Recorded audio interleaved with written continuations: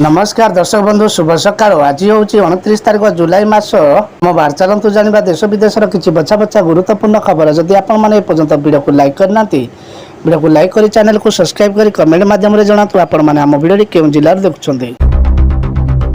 खुशी खबर श्रमिक अकाउंट को आसिबो 5000। श्रमिक पई यह एक गुरुत्वपूर्ण योजना।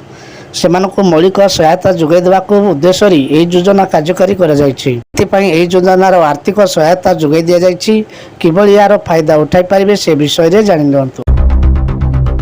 पीएम किसान यही दिन आसिबो 18तम किस्ती टंका। हाँ दर्शक बंधु, पीएम किसान को नहीं आसिला गुड न्यूज।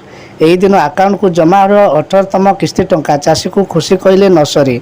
जदि आपण मध्य प्रधानमंत्री किसान सम्मान निधि हिताधिकारी तेबे आपणकर पई एक खुशी खबर। कारण कृषक विभाग बा कृषि विभाग 18तम किस्ती पई हिताधिकारीकर तालिका प्रस्तुत करने आरंभ करिछि।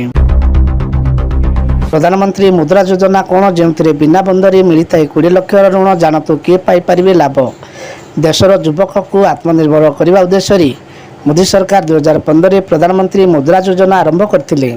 ए योजना अधीन निजर कारबार आरंभ करने अथवा व्यवसाय बढ़ावा को इच्छा रही युवक मानू बिना बंधक 10 लाख टंका जाए ऋण मिलता है।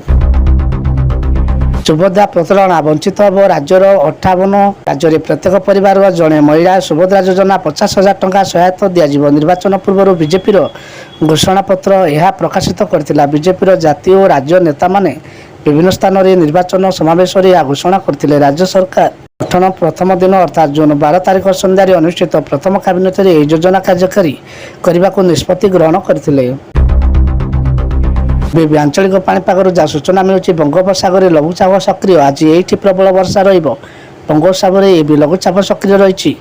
गांगेटिक पश्चिम बंग और उत्तर ओडिशा उपकूल सक्रिय रही। लघुचाप क्षेत्र पश्चिम और उत्तर पश्चिम दिगरे यह गति करने एसह मौसुमी रेखा सह सक्रिय रही। पाणीपाग नाबार्ड पक्षर विमुक्ति अनेक पद पूरण पर आरंभ है ऑनलाइन आवेदन। चाकरिया सहायक आसची बड़ खुशी खबर। राष्ट्रीय कृषि और ग्रामीण विकास बैंक नाबार्ड पक्षर अनेक पद पूरण नहीं विमुक्ति प्रकाश पाई।